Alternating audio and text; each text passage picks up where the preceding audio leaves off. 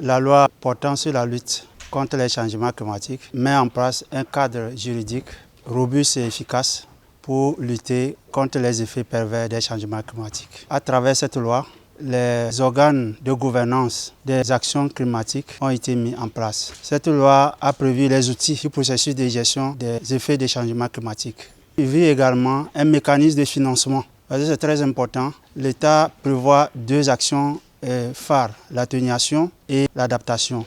Dans le cadre de l'atténuation, il y a des mesures, des actions qu'il faut mener pour réduire les émissions qui sont générées par ailleurs. Dans le cadre de l'adaptation, il y a également des mesures allant dans le cadre d'une agriculture intelligente, des mesures allant dans le cadre de la protection de nos eaux et les mesures visant la protection de nos forêts et les mesures visant à restaurer nos écosystèmes.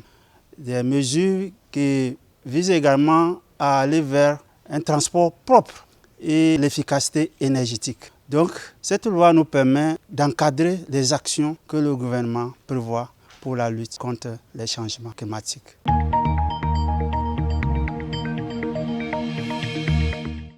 Il faut noter qu'en votant cette loi, nous luttons contre les pollutions diverses.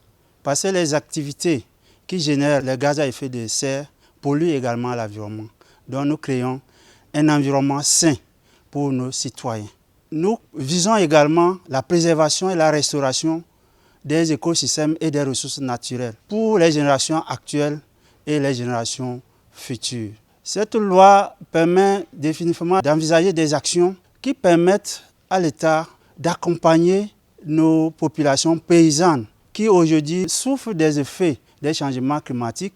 Je vais bien parler des inondations, je vais parler également des sécheresses. Et les actions pour moderniser l'agriculture permettront aux populations et aux communautés d'être résilientes face aux changements climatiques.